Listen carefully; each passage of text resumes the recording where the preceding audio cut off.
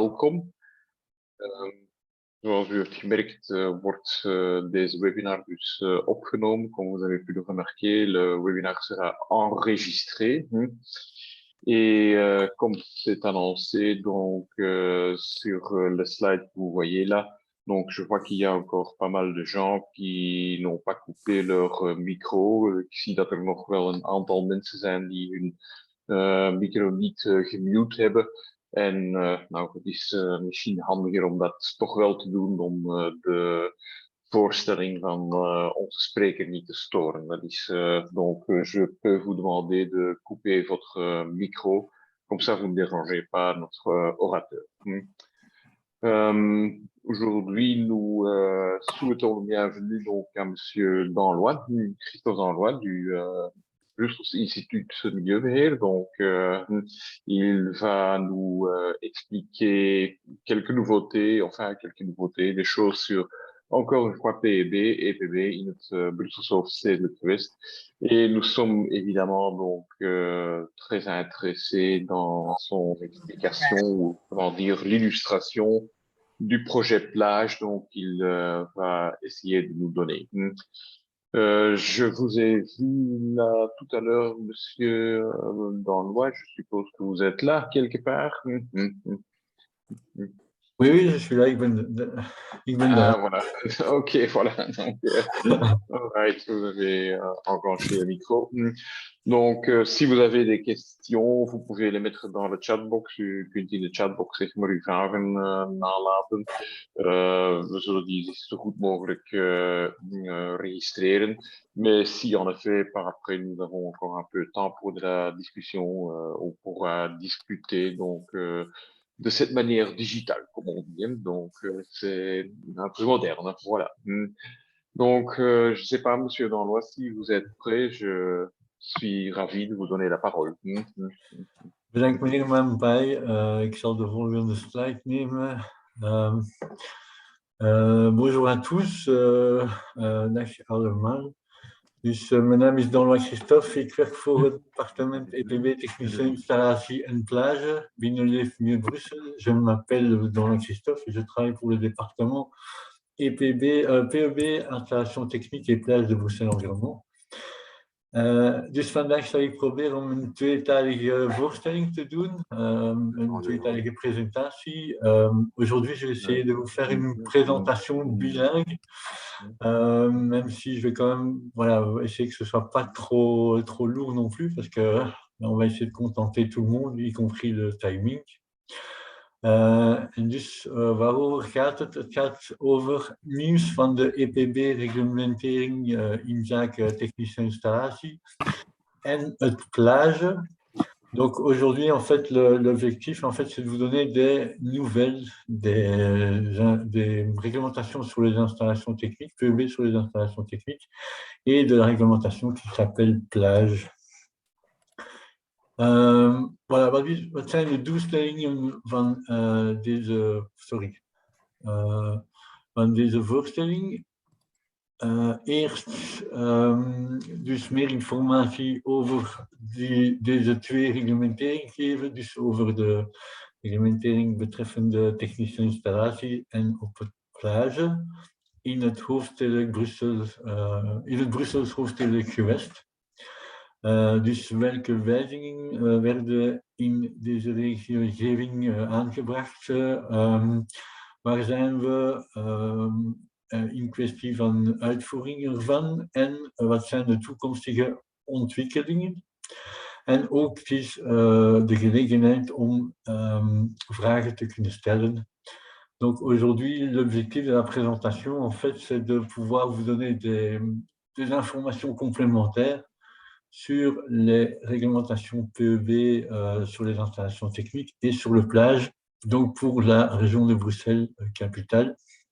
Alors de quoi est-ce qu'on va essentiellement parler? C'est des changements qui ont été apportés à la réglementation, où est-ce qu'on en est dans la mise en œuvre et quelles sont les évolutions futures qui sont prévues. Normalement, vous avez reçu les slides en français et en néerlandais. Et donc ici, je vais présenter les slides en néerlandais. Dus in principe hebben jullie de slides in het Frans en in het Nederlands gekregen, dus ik zal alleen deze in het Nederlands voorstellen. Een overzicht van waarover ik zal hebben. Dus eerst EPB-reglementering in zaken technische installaties. Dus wat is de scope van deze reglementering en wat is het nieuws? En hetzelfde voor het plage, dus wat is de scope van deze reglementering en wat is het nieuws? Donc aujourd'hui, en fait, je vais vous présenter, vous rappeler le scope de ces deux réglementations, donc la réglementation sur les installations techniques et de plage, et vous donner les dernières nouvelles. Alors, au niveau des nouvelles, on va présenter quelques chiffres, comme ça vous savez où est-ce qu'on en est dans l'application de ces réglementations. Enfin, en fait, je dis on, mais c'est nous, parce qu'en fait, vous participez tous à la mise en œuvre de ces réglementations. Pour la réglementation de chauffage, je vais aussi vous expliquer où est-ce qu'on en est dans le projet de digitalisation. Vous parlez de la fin de la période prévue pour les formations de recyclage, dus eind van de periode voorzien voor de bijscholing.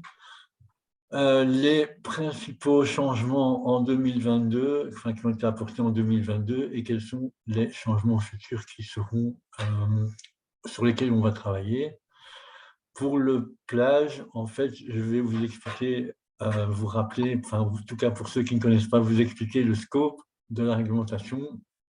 Vous parlez de quelques chiffres d'un arrêté modificatif qui a été publié, enfin qui va être publié dans quelques instants, et des développements futurs. Voilà. Wat is de huidige scope van de EPB-reglementering in zaken technische installaties? Dus het toepassingsveld is dus eerst alle HVAC-systemen in het Brussels gewest. Donc, cette réglementation concerne en fait les systèmes HVAC qui sont présents sur le territoire de la région Bruxelles-Capitale. Au niveau des systèmes de chauffage, en fait, c'est tous les systèmes de chauffage qui ont pour l'instant des combustibles gazeux ou liquides, et tous les systèmes de chauffage qui comprennent une ou plusieurs pompes à chaleur de plus de 12 kW puissance thermique.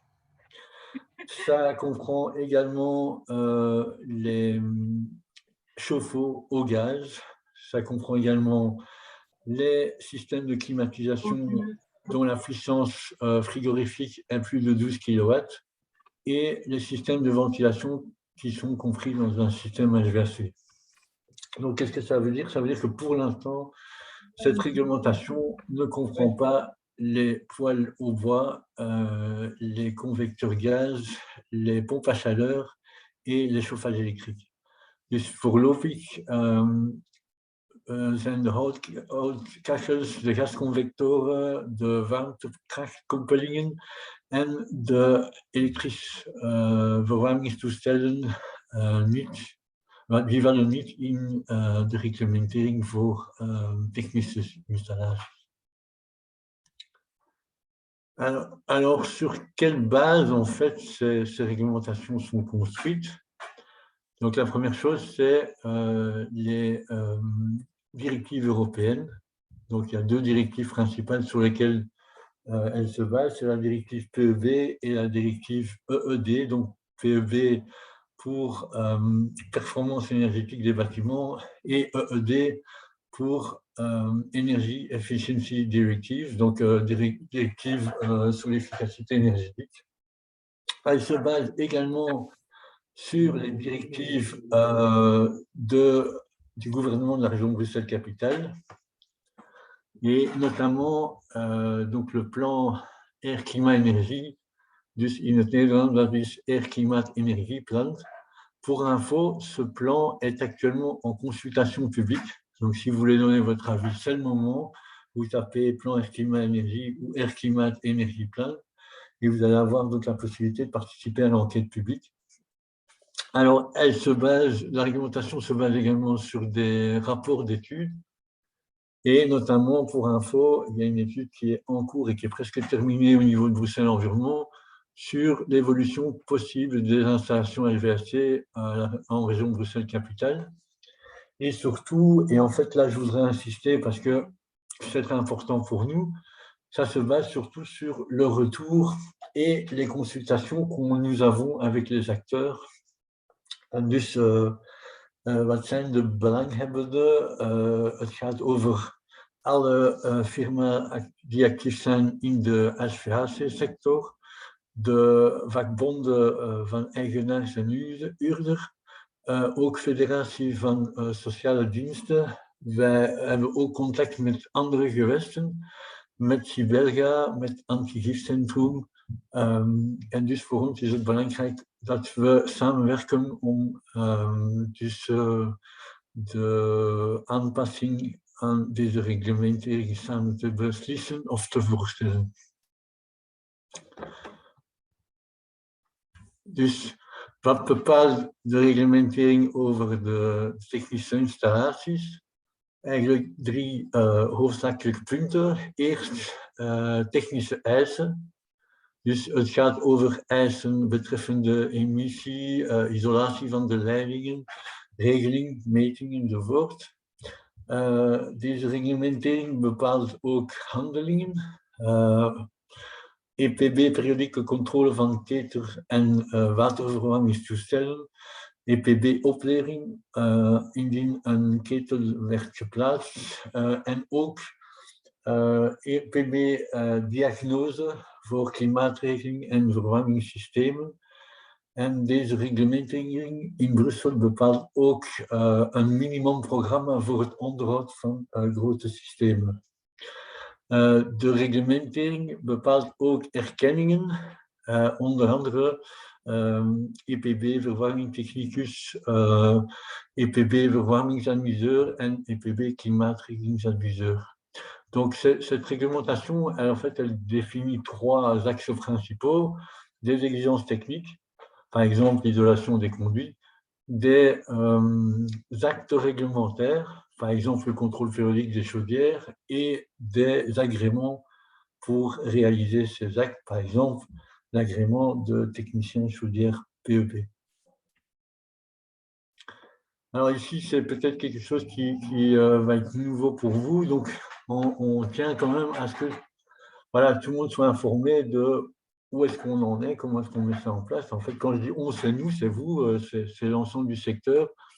Donc, depuis 2015, pourquoi 2015? Parce que c'est vraiment le moment où on a commencé à informatiser le traitement des attestations. Eh bien, on a à peu près reçu 142 000 attestations. Alors, ça ne veut pas dire que 142 000 systèmes ont été contrôlés, parce que donc, forcément, il y a des systèmes qui sont contrôlés plusieurs fois, et il y a notamment aussi des attestations qui mettent en conformité d'anciens donc des systèmes qui étaient non conformes. Et pour vous donner une ordre d'idée, il y aurait à peu près 350 000 systèmes de chauffage à Bruxelles. Donc parmi ces 142 000, il y en a à peu près 49 800 qui ont été encodés dans le système, et il y en a 92 000 qui n'ont pas été encodés parce qu'il faut savoir qu'on reçoit encore énormément d'attestations papier et que les attestations conformes, enfin qui déclarent des systèmes conformes, ne sont pas forcément encodées. Dus om een betere idee te geven van de naleving van deze reglementering, kunt u zien dat er is ongeveer 92% van de attesten die een ketel of een systeem conform verklaart.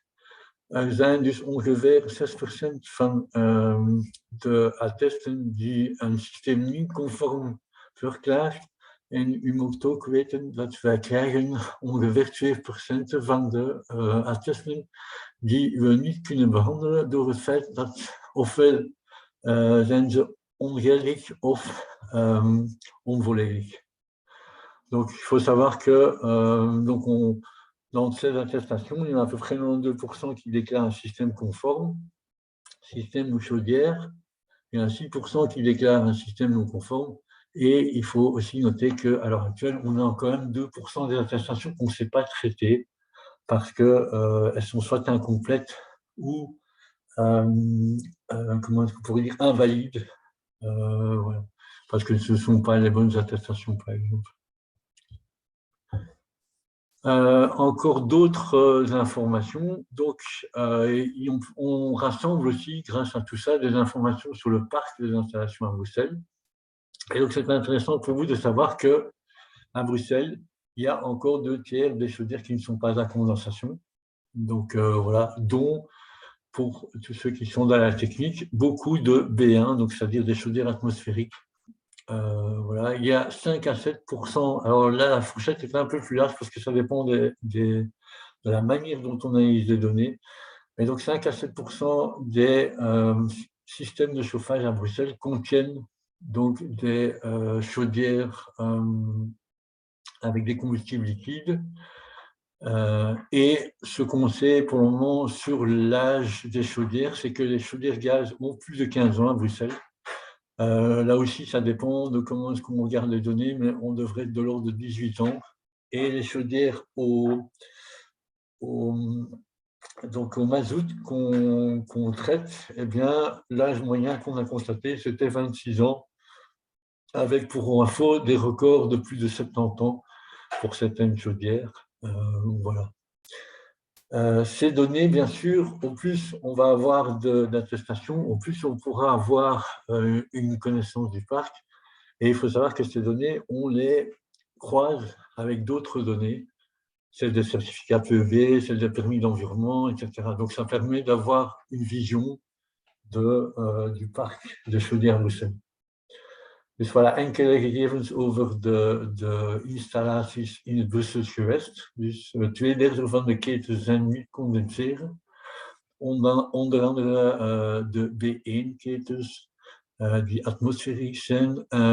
5 tot 7% van de verwarmingsketens zijn olieketens. En wij hebben een idee van de gemiddelde leeftijd van de verwarmingsketen. Dus 26 jaar voor de olieketens. En meer dan 15, en het is afhankelijk van de gegevens dat wij behandelen, maar het zou rond 18 jaar zijn in het gebied voor gasketens. Dus ja, deze gegevens zullen zeker nauwkeuriger zijn met dus al onze ontwikkelingen voor digitalisatie van attestingen. En dus ja, waarover digitalisering gaat, zijn we sterk met de sector en met de erkende professionelen bezig. We hebben nu toe 3 invultools om attesten te kunnen ingeven. Een gratis invultool van EFIE Brussel, een interface voor software van derden, een invultool waar we op een platform dat we noemen EPP-desk. En voor de behandeling van de attesten hebben wij een platform EPB-desk in Plage. Dus dat is in het algemeen. Donc, oui, excusez-moi, je vais le dire en français. Donc, pour la digitalisation, donc on vient d'en parler, eh bien, actuellement, on a 3 outils d'encodage. Donc, un outil d'encodage fourni par Bruxelles Environnement, une interface que je vais expliquer un petit peu plus en détail tout de suite, un outil d'encodage dans EPB-desk pour nos collègues et un outil de traitement des attestations qui est la plateforme EPB-desk et Plage.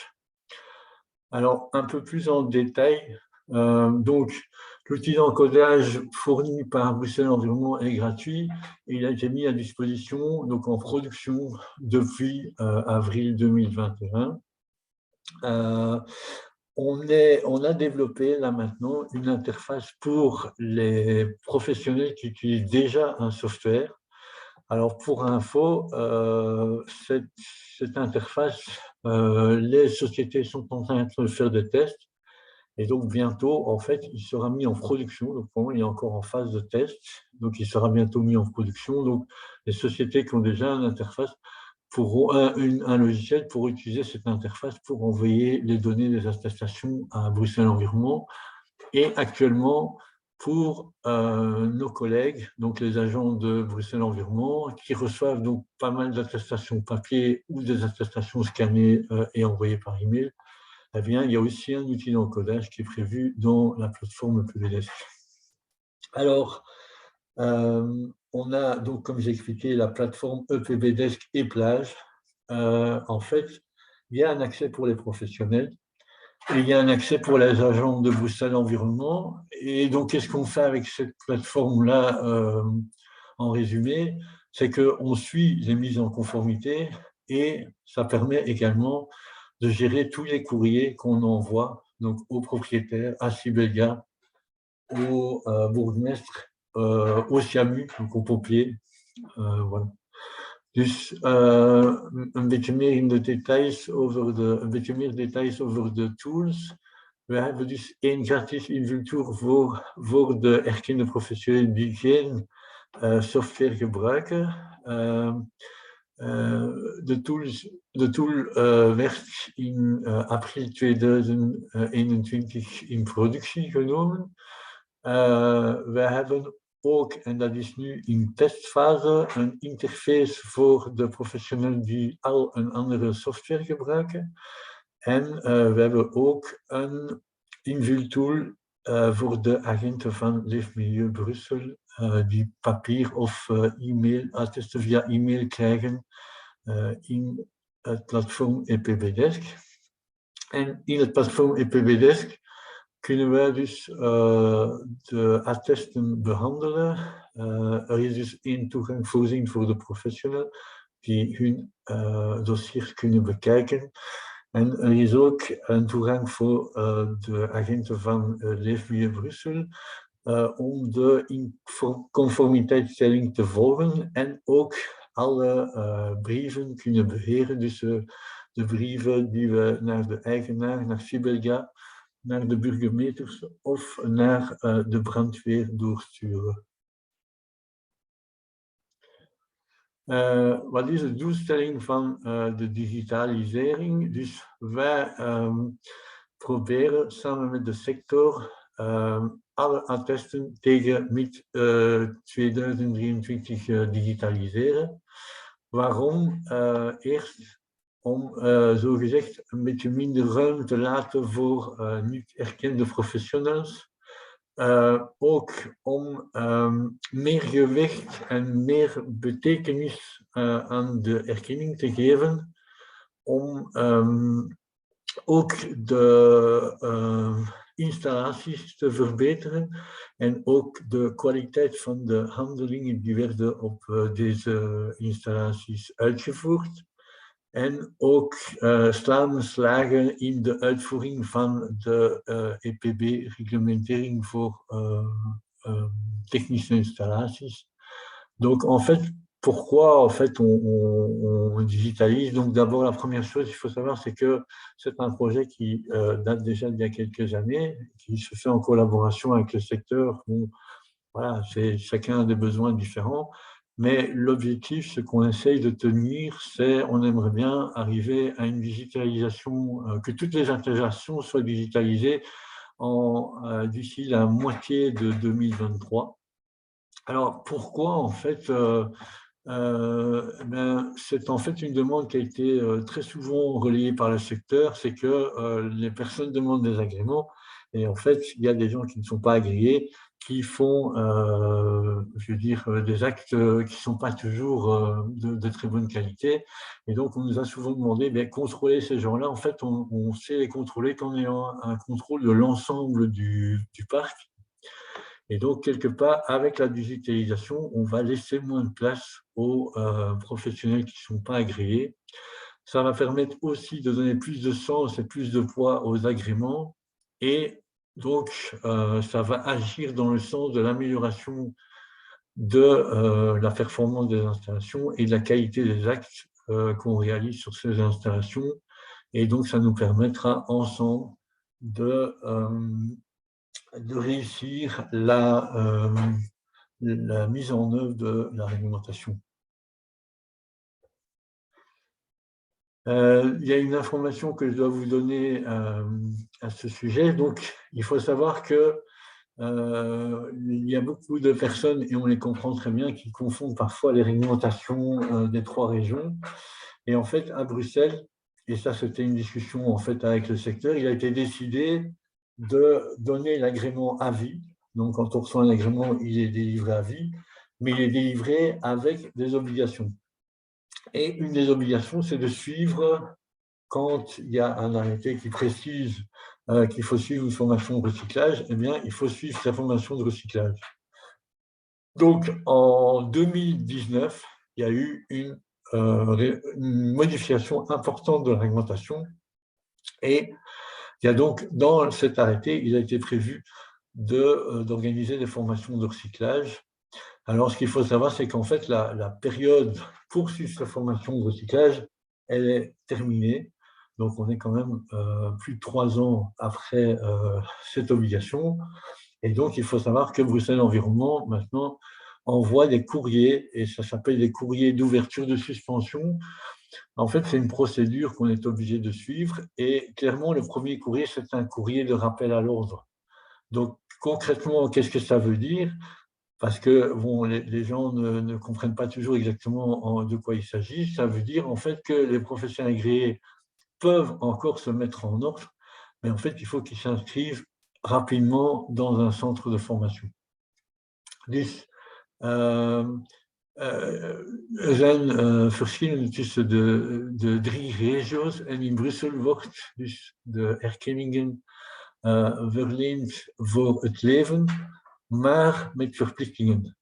Waaronder de verplichting om een bijscholing op te volgen. En dus in 2019, na een ingrijpende herziening van de reglementering, werd er beslist om een bijscholing te vragen. En de periode voor het volgen van deze bijscholing is nu afgelopen. Dus een aantal professionals hebben dus thuis een brief gekregen. Dat is de eerste stap van een procedure voor schorsing van de erkenning. Het is een soort oproep tot orde. En wat wil zeggen? Dat wil zeggen dat de erkende professionals kunnen zichzelf nog steeds in orde brengen, maar ze moeten zich zo snel mogelijk inschrijven in een opleidingscentrum. Wat zijn de belangrijkste wijzigingen, de laatste wijzigingen in de réglementering? Donc, quels sont les derniers changements de la réglementation?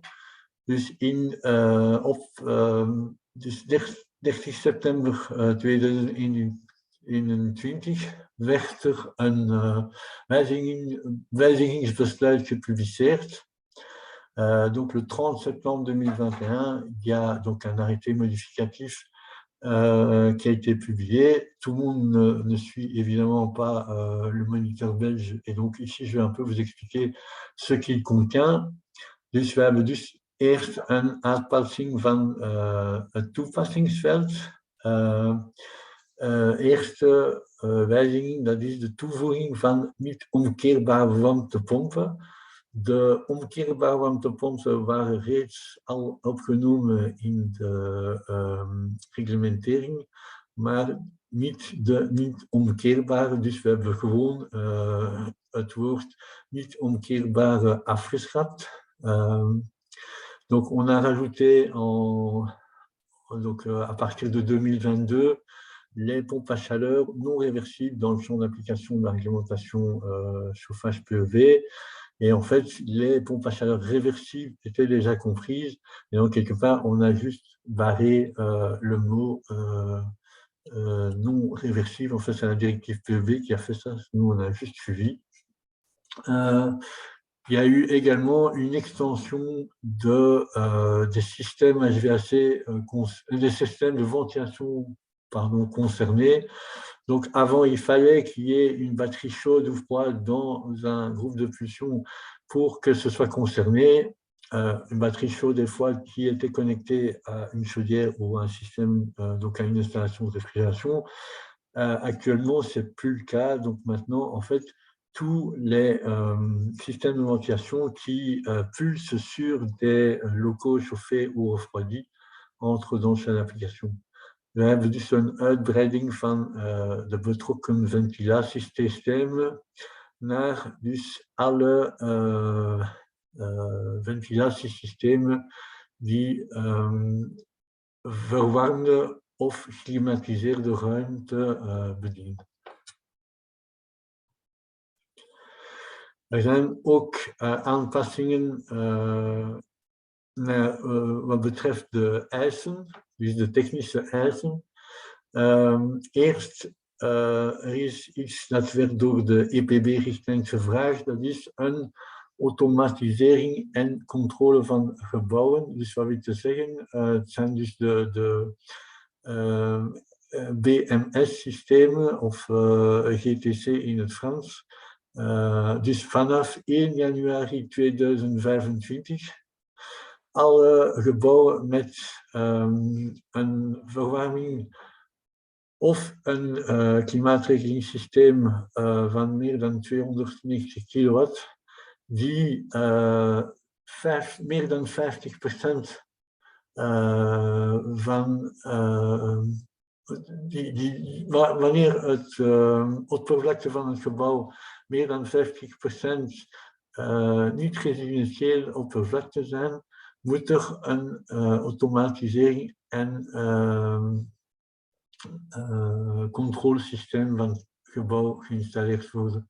Donc, à partir du 1er janvier 2025, pour tous les bâtiments qui ont un système de chauffage ou de climatisation de plus de 290 kW et qui desservent plus de 50%, dont plus de 50% de la surface et du non résidentiel, doivent être équipés d'un système d'automatisation et de contrôle. Donc, pour ceux qui... voilà, c'est les systèmes BMS ou GTC en français. Voilà. We hebben ook in 2022 aanpassing gebracht aan de eis met betrekking tot isolatie van de leiding en van de toebehoren. Dit werd samen met de sector uitgevoerd. We hebben dus de norm EN 12828 aangepast. En we hebben dus twee isolatieklassen bepaald in plaats van 5. Dus isolatieklassen in functie van de lambda-waarde van de isolatiematerialen. Donc, on a également revu l'exigence de calorifusage des conduits et des accessoires pour correspondre à la norme 12828. Et donc, il y a les deux classes de lambda en fait, ont été étendues à 5 classes de lambda. Donc, on tient compte en fait des matériaux qui sont plus isolants, ce qui n'était pas vraiment le cas avant. Il y avait des grosses classes. Voilà. Il y a eu également une modification par rapport à la lecture à distance des compteurs par unité PEB. Donc, il faut savoir que ça, c'est vraiment un cheval de bataille de l'Europe. Donc, l'Europe veut que l'utilisateur final ait la possibilité d'avoir une idée de sa consommation. Et donc, ils nous ont demandé de reformuler cette exigence.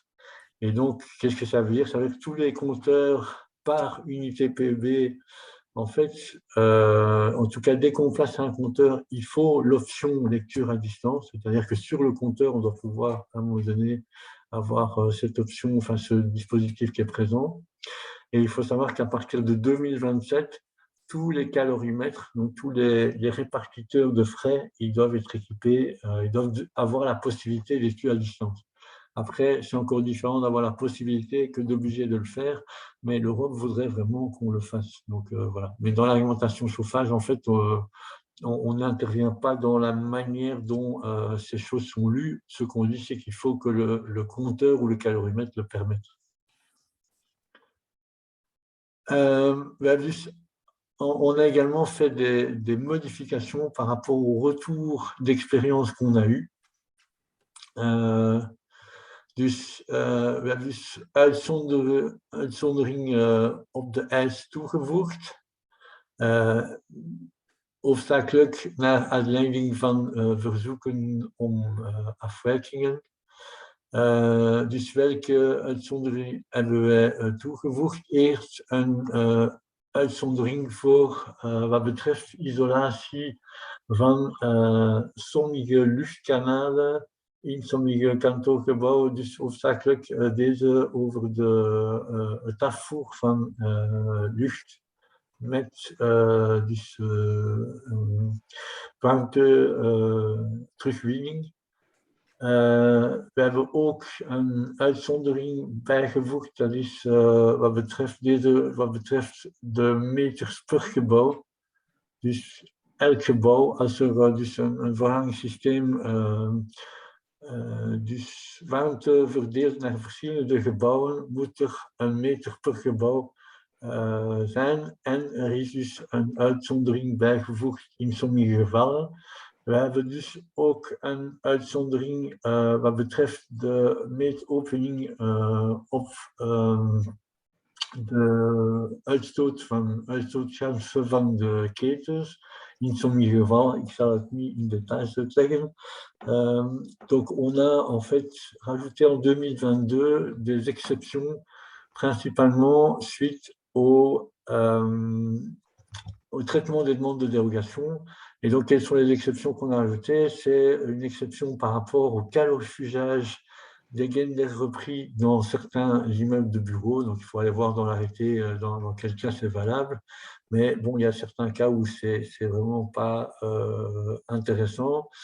On a également rajouté une exception pour les compteurs par bâtiment. Donc, quand il y a un système de chauffage qui distribue pour plusieurs bâtiments de la chaleur, eh bien, en fait, il faut des compteurs dessus. Il y a des exceptions qui ont été rajoutées.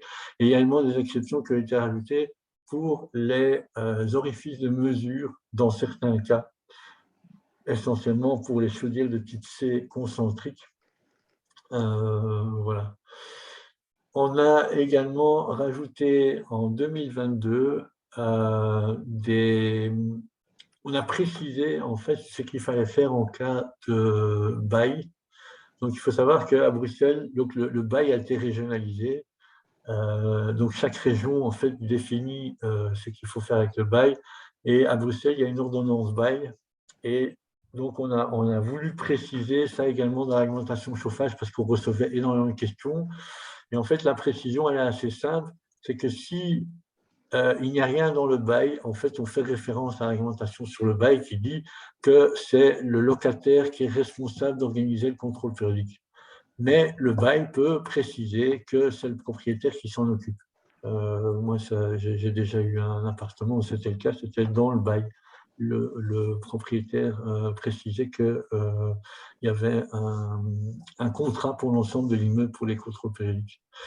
Mais le propriétaire reste responsable de la mise en conformité. Donc, c'est important de savoir que si le système n'est pas conforme, ce n'est pas le locataire forcément qui doit le mettre en ordre, mais c'est bien le propriétaire.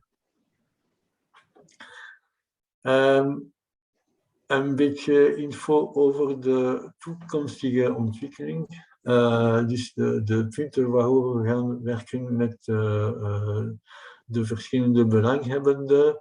We gaan dus binnenkort een uitbreiding van het minimumprogramma voor het onderhoud van klimaatregelingssystemen voorstellen om deze te laten uitbreiden tot verwarmingssystemen van type 2. Dus dat is een wijzigingsbesluit die nu binnenkort zal voorgesteld worden. We gaan dus werken om de wijzigingen van de EPB en de EED-richtlijnen te kunnen aanpassen. En onder andere zijn dus uitbreiding voorzien van de eisen voor automatisering en controle van gebouwen. We moeten ook criteria voor gezondheids- en milieuhinder definiëren. Wat wil te zeggen? Dat als we bijvoorbeeld een te hoge baccarat zouden hebben, of indien we zo te veel CO in de uitlaatgassen hebben, plus dus andere non-conformiteit, zullen we dit behandelen als dus een dossier waar er zou dus risico zijn, ofwel voor de gezondheid, ofwel voor milieu. En we gaan dus een andere manier om deze dossiers te behandelen. We gaan dus ook iets moeten samen met de sector bepalen. Dat zijn de voorwaarden om een verzoek om een afwijking te kunnen vragen betreffende het verbod van plaatsing van een ketel opvoedbare brandstof die in 2025 in Brussel is voorzien, dus in juni. We gaan dus ook iets kunnen voorstellen voor de uitgang van de B1-ketels moeten organiseren. En we gaan ook iets willen voorstellen wat betreft houtgestookte toestellen en houtgestookte vervangingsketels. Donc, quels sont les points sur lesquels on va travailler en collaboration avec le secteur? Donc, il y a la première chose, il y a un projet qui va bientôt être soumis à consultation, c'est l'extension du programme minimum d'entretien et climatisation. Il va donc être étendu au système de chauffage de type 2. Et on va également devoir travailler à implémenter les changements de la directive, des directives PEB et EED. Notamment, elle prévoit une extension, et on est encore en train de discuter avec les gens de la Commission, une extension de l'exigence sur l'automatisation et le contrôle des bâtiments. On va devoir également travailler à la définition de critères de nuisance pour la santé et l'environnement. Et qu'est-ce que ça veut dire? Ça veut dire que quand on dépassera ces critères, en fait, on va traiter autrement les dossiers, puisqu'ils seront censés pouvoir engendrer un problème pour la santé et l'environnement. Et donc, quelques exemples, parce qu'en fait, on a déjà défini ces critères, c'est quand le baccarat, donc l'indice de noircissement sera trop élevé, quand il y aura du monoxyde de carbone dans les gaz de combustion, plus d'autres non-conformités, parce que ça ne suffira pas. Donc, dans ce cadre-là, eh bien, on va traiter les dossiers comme étant quelque chose qui peut apporter des risques pour la santé et l'environnement. On va également devoir travailler ensemble et on a déjà des propositions à faire. Donc, vous savez, ou si vous ne savez pas, je vous l'apprends, c'est que la région a décidé que le 1er juillet 2025, on ne pouvait plus installer des chaudières au combustible liquide, avec la possibilité de demander une dérogation. Et en fait, on va devoir définir les conditions pour lesquels on va pouvoir demander une dérogation. La région aussi, comme vous avez pu le voir, il y a beaucoup de chaudières atmosphériques. La région aussi devra organiser la sortie des B1. Et également, là, faut savoir qu'à Bruxelles, en fait, il n'y a pas grand monde qui sait ça. C'est le petit scoop du jour, c'est qu'en fait, il y a un arrêté de 1978 qui fonctionne toujours à Bruxelles pour les appareils de chauffage au combustible solide, dont les chauffages au bois. Et en fait, voilà, il faudra à un moment donné que nous, on se positionne pour dire qu'est-ce qu'on fait, et ce sera dans la réglementation PEV, qu'est-ce qu'on fait avec les appareils et les chaudières au bois. Qu'est-ce qu'on demande? Donc, c'est les points sur lesquels on va travailler. Ça ne veut pas dire qu'on va décider quelque chose en 2023, mais en tout cas, c'est les points sur lesquels on va travailler. Il y a aussi une autre information que je voulais vous donner, parce que voilà, c'est important. Ça ne sera pas dans le cadre de cette présentation, mais il faut savoir que la région, donc la région Bruxelles-Capitale, travaille à une stratégie qui s'appelle Rénolution. Je vous invite tous à aller voir. Il y a donc des pages Internet qui sont dédiées à ça. Et voilà, donc c'est important de savoir que ça existe et c'est important de savoir que l'argumentation PEB s'intègre forcément là-dedans. Il y a notamment des principes qui sont plus un secret pour personne. Si vous lisez les directives PEB et EED, il y a notamment un principe qu'on doit mettre en place, c'est le principe d'exemplarité des pouvoirs publics. Et il faut savoir que cette stratégie, en fait, elle va prévoir des obligations pour les propriétaires, notamment pour les propriétaires de logements. En fait, il y aura des niveaux PEB à atteindre à certaines échéances. Et il y aura également, pour info, pour le secteur non résidentiel, eh bien, à l'horizon 2050, on envisage qu'il soit zéro émission. Donc, ça veut dire que les émissions sont compensées par des sources d'énergie renouvelables. Voilà, donc ça, c'est pour le moment, en fait, dans le COBRAS. Et quand le COBRAS sera adopté, donc il est encore en travail, eh bien, il y aura des présentations au sujet. Donc, ce n'est pas l'objet de la présentation du jour, mais je voulais juste attirer votre attention.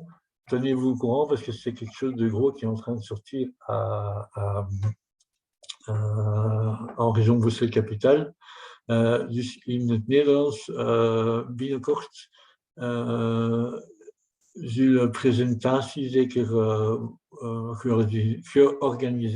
georganiseerd wat betreft de BWLKE. BWLKE, dat is Brusselse Code voor Lucht, Klimaat en Energie. En wat zijn de belangrijke wijzigingen? Dus eerst een strategie die werd Renolution genoemd, die voorziet onder andere voorbeeldigheid van de overheidsinstantie en ook verplichtingen voor eigenaars van woningen en van niet-residentiële sector. Dus het is niet de bedoeling om dat vandaag te kunnen voorstellen, maar ik zou gewoon uw aandacht houden om volgende presentatie te kunnen opvolgen. Je vais vous parler du plage. Donc, on a fait un peu le tour de l'argumentation PEV sur les installations techniques. Dus wat is het plage? Plage, dat is plan voor lokale actie voor het gebruik van energie. Donc, en français, c'est le plan local d'action pour la gestion de l'énergie. Je vais un peu vous expliquer donc le scope de cette réglementation. Donc,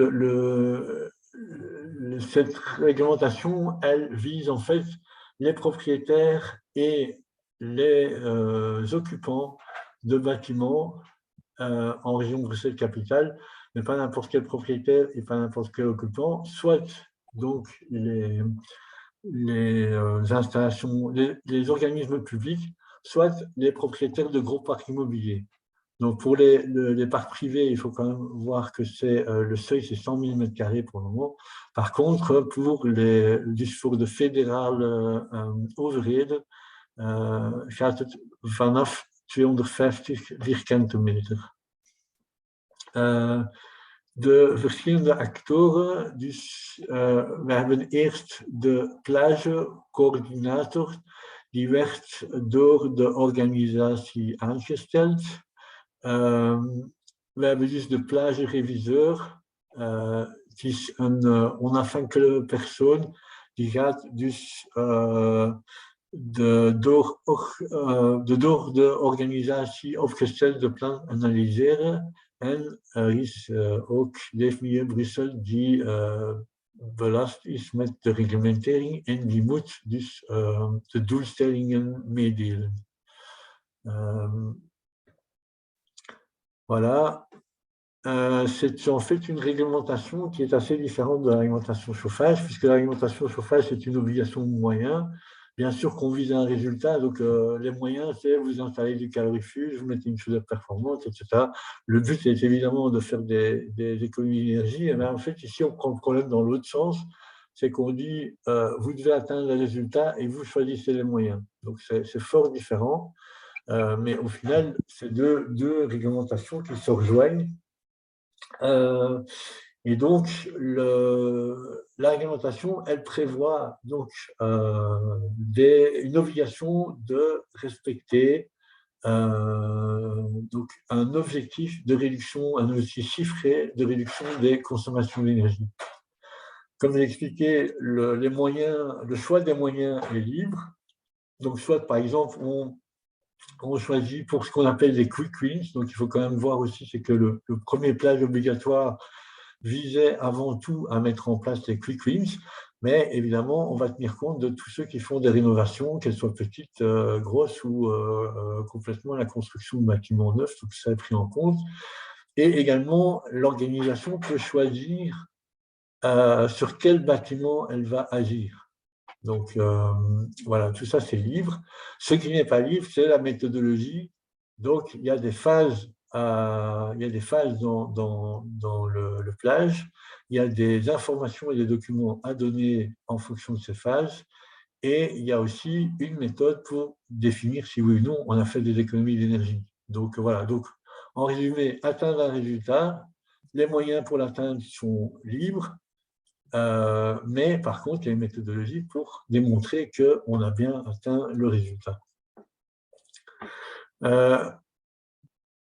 Een beetje meer informatie over de planning van de plage. Dus de inwerktreding, dat is 1 juli 2019.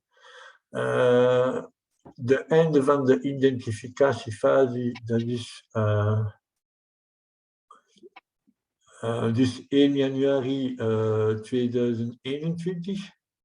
Dus wat moeten de organisaties doen? Ze moeten dus een coördinator benoemen en de gebouwen ingeven.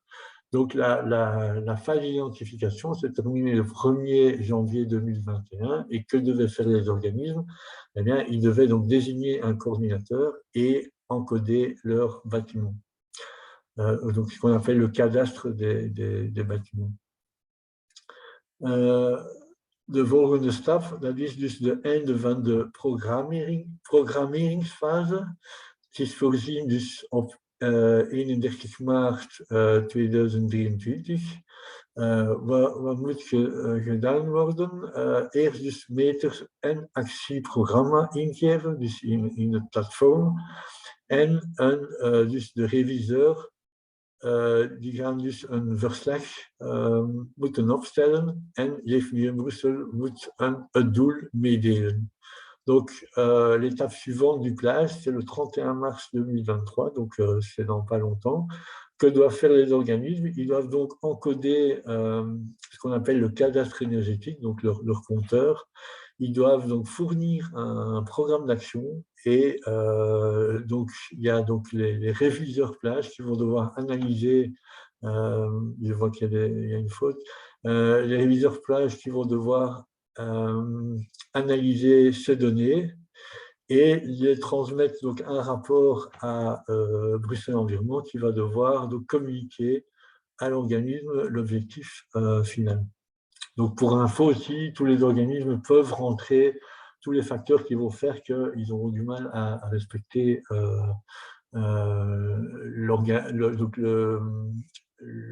l'objectif. Mais une fois que l'objectif est notifié, ben voilà, on est parti pour la phase suivante. Dus de volgende stap, dat is de uitvoeringsfase. Daar gaat dus tot 31 maart 2026.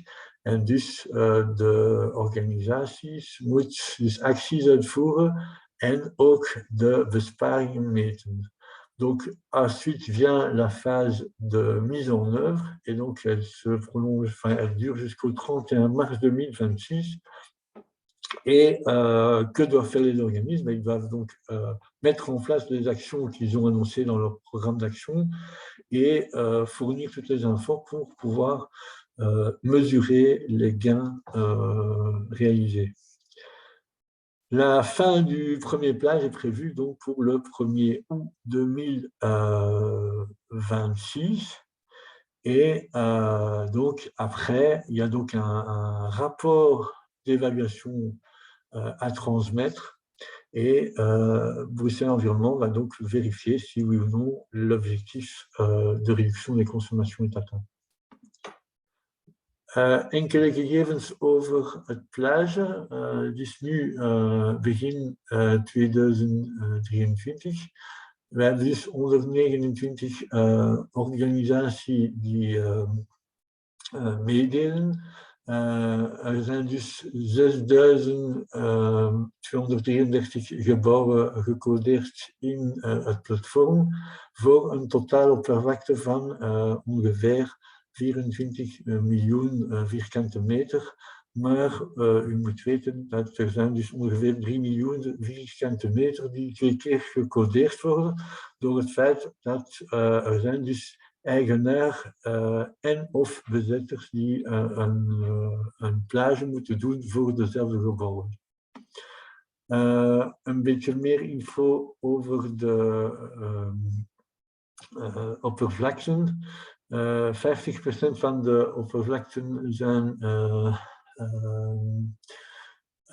voor andere overheden, dus de gemeenten enzovoort.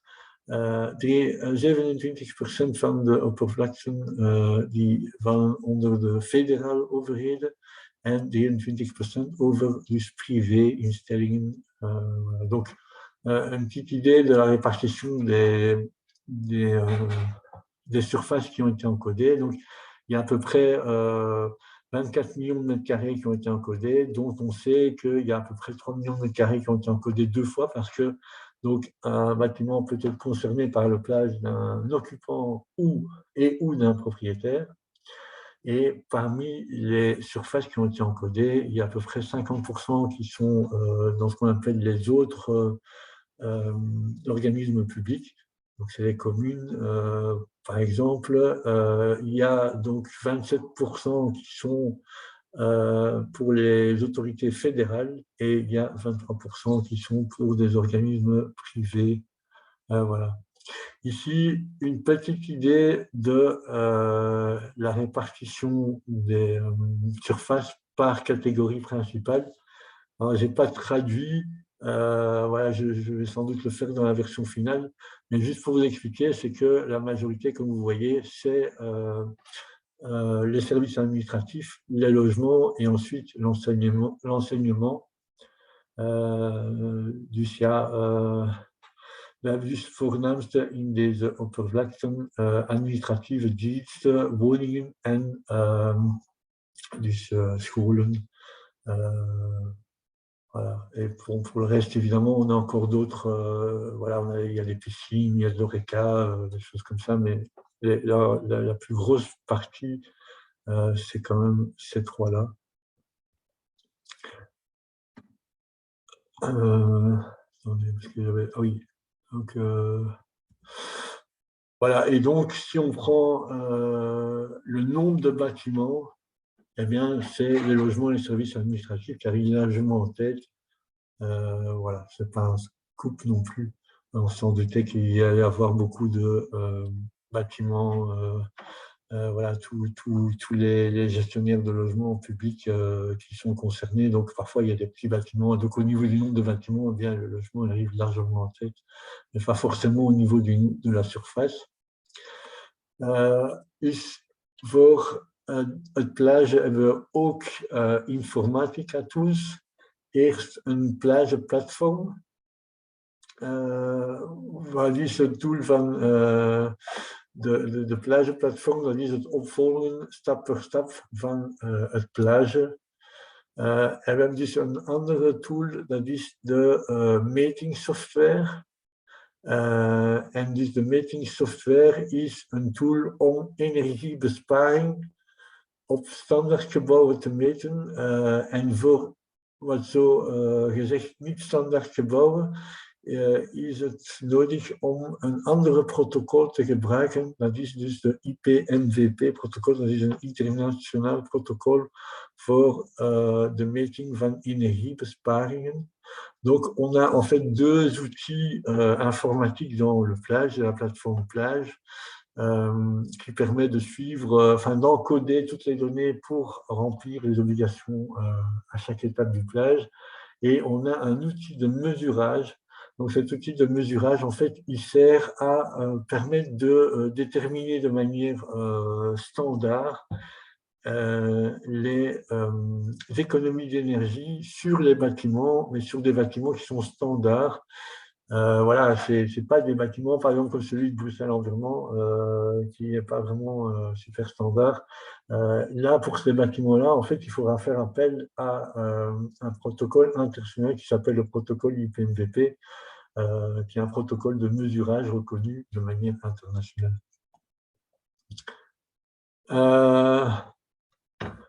Voilà, donc, pour information, il y a donc un arrêté modificatif qui va bientôt être publié.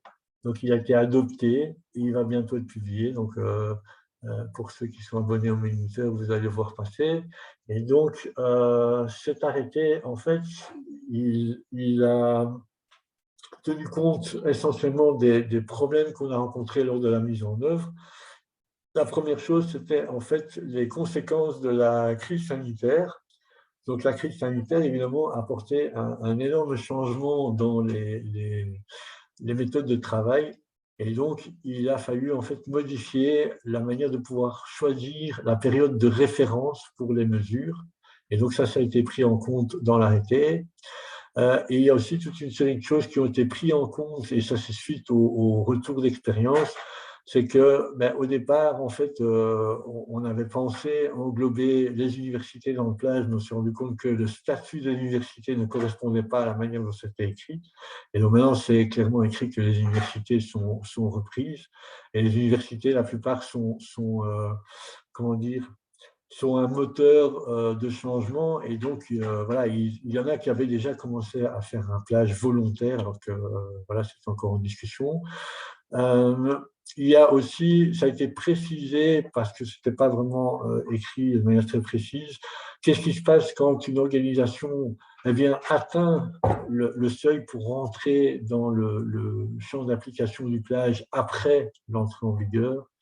Il y a eu des précisions qui ont été apportées aux périodes de référence. Donc, il faut savoir que le plage se base sur des périodes de référence, parce qu'il faut bien comparer des consommations avant et après. Et donc, ça a été modifié.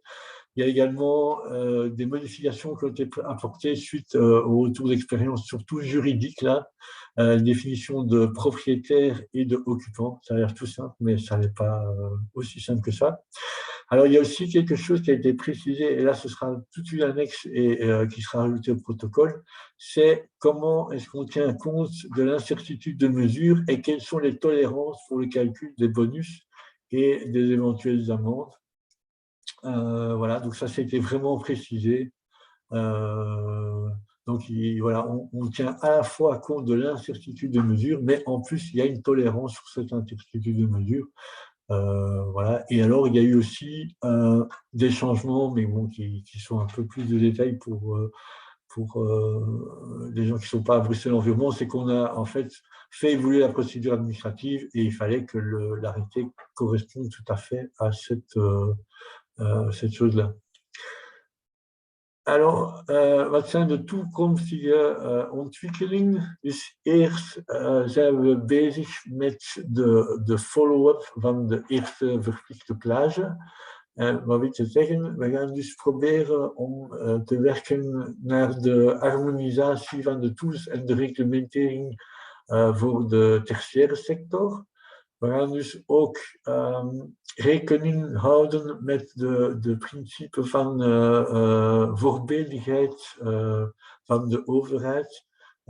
Die is voorzien door de Europese richtlijnen.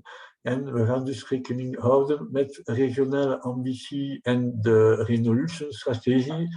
Dus voilà, dat zal allemaal samengebracht worden om een nieuw project te doen. En we gaan dus ook kijken hoe kunnen wij de metingssoftware, dus de kader uitbreiden van het gebruik ervan. Dus dat is allemaal punten waarover we gaan werken. Voilà, dat was een lange presentatie. Maar dus nu de bedoeling is echt om samen met jullie uitwisseling en vragen te kunnen krijgen. Voilà, je vous remercie pour votre écoute et donc Voilà, l'objectif n'était pas juste de vous présenter quelque chose, c'était aussi d'avoir un échange et de pouvoir répondre à vos questions, parce que j'espère que ça en a suscité quelques-unes.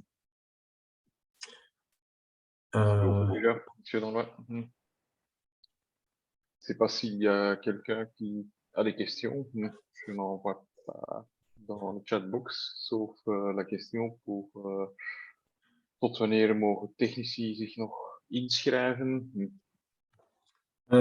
Dus ja, tot wanneer? Wat is belangrijk nu? Dat ze zo rap mogelijk naar opleidingscentrum gaan. We gaan dus samen met de opleidingscentra kijken wat kan voorgesteld worden, dus op basis van timing, hoeveel opleidingen kunnen gegeven worden. En we gaan dus zien hoeveel aanvraag ze hebben gekregen. En daarna zullen wij beslissen om te zeggen, oké, stop, nu iedereen heeft de kans om een opleiding te volgen. En dus we gaan verder met de procedure. Dus ik kan u nog geen vastgestelde datum geven, maar dus dat gaat een kwestie zijn van aanvraag en dus mogelijkheden bij de opleidingscentra zijn. Maar dus dat gaat zeker in de loop van dit jaar gebeuren.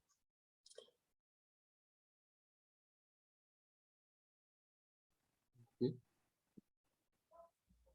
sais pas s'il y a encore des questions. Zijn er nog vragen vanuit het publiek?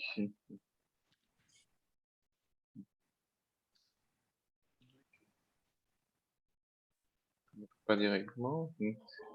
Peut-être alors une question, est-ce que à la limite ces actions sont vraiment typiquement bruxellois ou est-ce que ça est incité par l'Europe ou allez, je crois qu'en effet le EED rentre là-dedans. Je sais bien qu'il y a des directives qui nous obligent à automatiser toutes les installations, etc. Donc, mais bon, je ne sais pas dans quelle manière ou dans quelle mesure vous êtes concerté avec les autres régions, la Flandre et la Wallonie. Voilà, donc oui, en effet, donc les directives européennes, PEB et EED, elles sont forcément européennes. Et en Belgique, en fait, la compétence est régionalisée. Mais il y a certaines, voilà, si vous lisez les directives PEB et EED, vous verrez que les principes doivent être dans les trois régions. Donc, comme on parlait de l'automatisation des bâtiments, eh bien, les trois régions vont devoir faire quelque chose à ce niveau-là. Donc, ça, oui, ça devrait être harmonisé. Là où ça devient difficile, c'est qu'en fait, comme c'est régionalisé, les timings sont différents. Et que donc, ça, c'est la première chose qui est différente. Et alors, ce qui est différent aussi, c'est qu'à Bruxelles, eh bien, il y a des contraintes que les autres régions n'ont pas. Donc, c'est-à-dire que, par exemple, il y a des problèmes de particules à Bruxelles que l'agent veut résoudre. Et donc, forcément, voilà, je ne dis pas que comment dire, l'aspect des particules est catastrophique à Bruxelles. Je dis juste que vous voyez bien tous les efforts que les villes font. C'est pareil en Anvers, à Gand, etc., pour les low emission zones. Eh bien, c'est pareil au niveau du chauffage. Il faut savoir que quand il y a des pics de particules, eh bien, c'est souvent aussi les installations de chauffage qui sont concernées. Donc, juste pour répondre à votre question, l'implémentation des directives européennes, elle doit être faite par les trois régions. Donc oui, il y a des similitudes. Ce qui pose problème souvent, c'est le timing. Et nous, en fait, on a régulièrement des réunions avec les autres régions pour essayer d'harmoniser un maximum de choses, mais ça a ses limites, quoi. Donc voilà, on a beaucoup de réunions avec nos collègues et qui nous expliquent que voilà, en Wallonie, la priorité va à ça, en Flandre, la priorité va à ça, et nous, on nous explique que la priorité ça va à ça. Donc voilà, pensez-y quand vous versez vous mettez votre bulletin dans le bureau de vote, comme disait mon ancien chef. Et donc, voilà, il y a des choses qui peuvent être régionalisées et d'autres qui sont plus difficiles à régionaliser. Nous, par exemple, ce qu'on essaie de faire, comme ça, on met les cartes sur table, c'est que c'est les exigences par rapport aux chaudières, par exemple. Pour nous, une chaudière qui fonctionne bien à Halle, à Tubize ou à Bruxelles, c'est la même chaudière et donc on devrait avoir les mêmes exigences. Et ça, on y travaille voilà, de manière à ce que ça soit quand même le plus similaire possible. Et ce qu'on fait aussi, et là on remercie souvent le secteur, c'est que vu que maintenant on va travailler tous les trois régions, enfin avec des plannings différents, je pense que la région Bruxelles-Capitale est la première à ce niveau-là, vu qu'on va digitaliser, eh bien, dans les outils, on peut se permettre d'avoir des formulaires trois régions, par exemple. Et donc, voilà, ça va permettre de, quelque part, euh, faire en sorte que les professionnels ne soient pas complètement perdus quand ils passent de Tubize à Louvain, en passant par Bruxelles. Donc, Ok. on est bien conscient de ce problème. Et donc, Ouais. Ok, je vois que Patrick a levé sa main. Si tu veux dire quelque chose. Oui, j'avais une petite question. Bonjour. bonjour. Euh, le critère des 100 000 mètres carrés de parc immobilier, je suppose qu'il s'applique aussi bien aux propriétaires qu'aux locataires occupants des bâtiments. C'est ça, oui. Et, et alors, sur quelle base est-ce qu'il est appliqué? Est-ce qu'il est appliqué sur la base du nom de société, de l'enregistrement à la banque centrale ou du numéro de TVA ou quel est le critère pour déterminer la société? Enfin, C'est sur base de la personnalité juridique de la d'accord, société et c'est en effet la société et ses filiales. Donc, il d'accord. faut quand même vérifier si c'est la même personnalité juridique. Voilà. Après, on peut vous dire que c'est le genre de points qui seront en réflexion par la suite parce qu'il peut y avoir des montages juridiques justement pour éviter les réglementations dans le futur. Donc, voilà. Mais ce que je peux vous dire, c'est qu'à ce stade, c'est la personnalité juridique et donc c'est la société et ses filiales. OK. Merci beaucoup. Merci. Ok. Un chiffre qui m'a quand même frappé, c'est que, comment dire, donc, tous les encodages que vous avez reçus, donc, apparemment, donc, il y a encore 2 tiers des chaudières qui ne sont pas des chaudières condensation. Ouais. Ah, Et c'est on est, énorme, hein. Et là-dedans, la majorité, c'est des B1. Donc, oui. ouais, et Voilà, on est, on est tous en train de rêver de bâtiments ultra performants, mais voilà, à Bruxelles et en Belgique, parce que bon, il ne faut pas avoir. Voilà, c'est parce que nous, on a beaucoup de données, forcément, puisqu'on traite les attestations, mais à Bruxelles et en Belgique, le parc est vieillissant. Le- la moyenne d'âge des chaudières est largement supérieure à 15 ans. Donc, voilà, c'est quand même. C'est la moyenne, hein, donc je ne parle pas du maximum, c'est la moyenne. Donc, tout le monde. Voilà. oui, ok, mais même il y a 15 ans, on avait déjà des chaudières condensation. Ouais. Voilà. Et tous les jours, on reçoit des demandes pour installer des B1 ou des choses comme ça. Et donc, c'est pour ça qu'on va travailler eh bien, à organiser la sortie des B1 sur la région Bruxelles-Capitale, quoi. Donc, on va voir quelles sont les étapes qu'on peut. Parce que actuellement, il y a donc une interdiction de placer des B1, ça c'est depuis 2020, je pense, je sais plus, il faudrait que je regarde, mais donc il y a une interdiction de placer des chaudières B1 sur des cheminées individuelles. Parce que là, clairement, dans la quasi-totalité des cas, il y a moyen de mettre une condensation. Mais en fait, on va regarder pour avoir organisé une sortie des B1. Et ça, évidemment, en fait, quand je vous dis ça, ce n'est pas quelque chose qui va se faire tout seul de notre côté. Et nous, on va consulter, vous avez vu comment on travaille, on va consulter l'ensemble des acteurs et on va voir quel est le planning qui est possible et quels sont les moyens qu'il faudra faire. Mais en effet, la conclusion de tout ça, c'est qu'il y a des primes quand même de plus de 10 ans pour mettre des chaudières à condensation. Et ça n'a pas suffi à modifier fondamentalement le parc des installations à Bruxelles. Mais non, et j'ai compris que vous avez arrêté donc donner des primes l'année passée. Cette année-ci, il n'y aura plus de primes. Et donc, c'est notamment une des conséquences de tout ça, c'est qu'on s'est rendu compte que ça n'a pas suffi à modifier le parc et que, en plus, les chaudières à condensation, voilà. Après, moi, je ne suis pas responsable des primes, hein, je peux juste vous dire ce que j'en sais. C'est que donc ça n'a pas suffi à modifier complètement le parc. Et la deuxième chose, c'est qu'en fait, le prix des chaudières à condensation est quasiment équivalent au prix des chaudières classiques. Et en plus, si on regarde sur la durée de vie, on a fait pas mal de calculs là-dessus. En fait, c'est plus intéressant de mettre une chaudière à condensation parce qu'avec la consommation, surtout maintenant avec l'augmentation des prix, donc à la base, voilà, on peut une fois inviter mon collègue qui gère les primes avec le cabinet. À la base, en fait, une prime était prévue pour compenser la différence de prix par rapport à la technologie. Et en fait, ici, ça ne se justifie plus. Alors, voilà, le gouvernement, le cabinet a décidé de mettre cet argent-là dans d'autres technologies qui, là, ont du mal à démarrer, comme les pompes à chaleur, etc. Donc, Bien que ceci est un potentiel d'économie d'énergie facile qu'on rate. Enfin, soit. Ce n'est pas le sujet. Enfin, c'est une constatation qu'on a quand même donc, grâce au programme.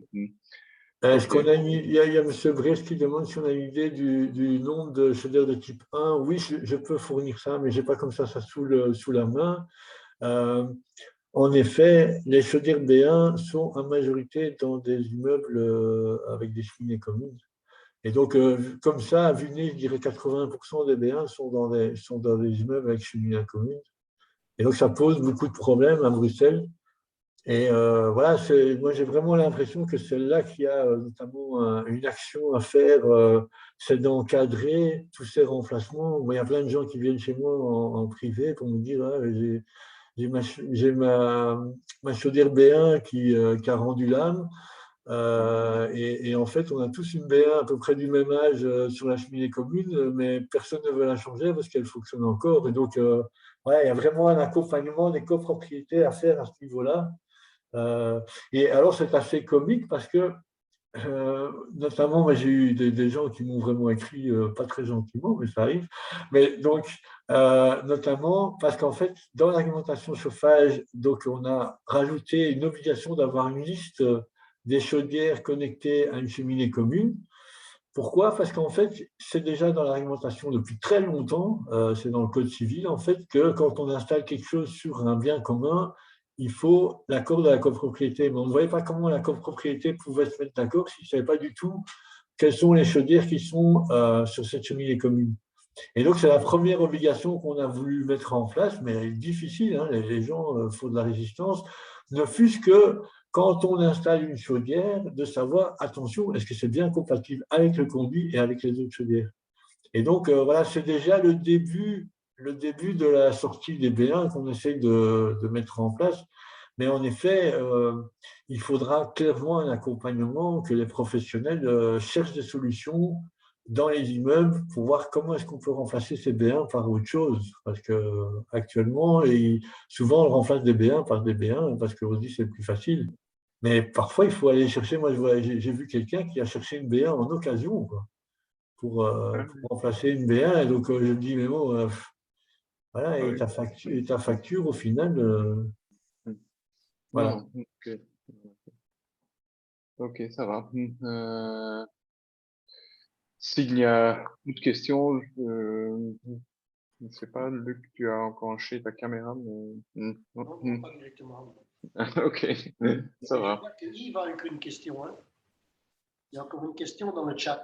Ja, ik zie een andere waar. Wat als toestellen niet meer voldoen aan de eisen van dus het Brussels hoofdstedelijk gewest, de klant hiervan werd geïnformeerd via PC of andere en toch geen wijziging uitgevoerd. Dus als er geen wijziging uitgevoerd werd, is de mogelijkheid om een boete te krijgen. En dat is voorzien. Dus in onze, het is ook daarvoor dat we moeten alles digitaliseren. Want tot nu toe sturen we heel weinig boeten, bijna geen. Door het feit dat het is moeilijk voor ons om een dossier van begin tot het einde opvolgen en dus de inconformiteitsstelling te kunnen opvolgen. Maar anders, in onze tools, dus in de programma, dus in de software, is het voorzien om een workflow op te volgen. En deze workflow eindigt met het sturen van een boete eigenlijk. Dus, dus het is voorzien als er is geen inconformiteitsstelling, gaan we dus naar de sanctie gaan. Maar voor de sanctie hebben we dus verschillende brieven om te vragen om deze installatie in orde te krijgen. Het is echt als die mensen ja, niet willen in orde, hun installatie in orde brengen. Ok. Ok. Alors. Je vais peut-être le dire en français pour les francophones. Donc, Ouais. qu'est-ce qui se passe si donc un client ne se met pas en conformité? Eh bien, en fait, la procédure, elle prévoit des sanctions. Donc, à l'heure actuelle, on a du mal à donner les sanctions parce qu'en fait, c'est pour ça aussi qu'on a besoin de digitaliser, parce que c'est difficile pour nous de suivre des dossiers de A à Z. Et donc, ce qu'on fait à l'heure actuelle, c'est qu'on envoie des courriers de rappel à l'ordre. Il faut savoir que le programme, enfin les programmes qu'on a mis en place, ils prévoient à la fin, il y a un workflow, ils prévoient à la fin d'envoyer un courrier d'amende. Voilà. Mais avant ça, évidemment, en fait, ça n'a jamais été, je dois vous avouer que ce n'est pas notre sport d'aller refiler des amendes. Nous, en fait, vraiment, on reste derrière le propriétaire, on lui envoie des rappels. Et il y a donc le premier rappel qu'il reçoit, c'est-à-dire qu'il reçoit normalement l'attestation du chauffagiste, eh bien, on lui envoie un courrier pour dire attention, le chauffagiste il a dit ça, vous devez vous mettre en conformité. Et puis après, il y a encore un rappel. Et puis, en fait, à la fin, la procédure elle prévoit une amende qui est calculée. En fait, on a une note de calcul avec les amendes qui ont été décidées par le gouvernement et le cabinet, sur lesquelles on ne communique pas trop parce que bon, on connaît le calcul. Il y en a beaucoup qui vont faire ah oui, combien ça me coûte si je ne le fais pas, quoi. C'est toujours un peu ça. Voilà. Et donc ici, voilà, je ne dis pas que c'est secret, hein, ce n'est pas du tout secret, mais c'est juste que, en fait, nous, notre but, il est vraiment de rester derrière les gens parce que, voilà, parfois on a des dossiers où il y a vraiment un danger, hein, il y a vraiment du CO dans l'ambiance, des choses comme ça. Et c'est pas avec une. Là, en fait, c'est différent. On a une procédure, donc on peut faire intervenir, si légal, les pompiers, le bourgmestre, pour venir arrêter la chaudière. Mais en fait, le fait de délivrer une amende ne résout pas le problème. Et donc, voilà, c'est juste pour dire que dans le workflow, c'est prévu d'avoir une amende, mais que nous, en fait, on essaye de vraiment rester derrière le propriétaire pour qu'il se mette en ordre.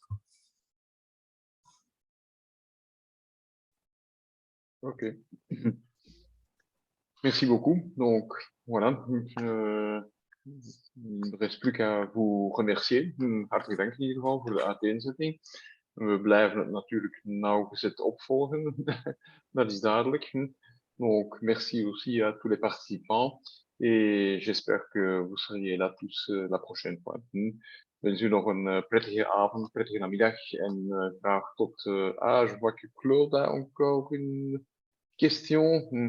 Non. Je voulais simplement féliciter l'orateur. Ah, ok, ça va. Ok, merci. Bonne fin d'après-midi à tout le monde et bonne soirée et à la prochaine fois. Merci beaucoup, monsieur. Merci à tous. Au revoir. Au revoir. Bedankt.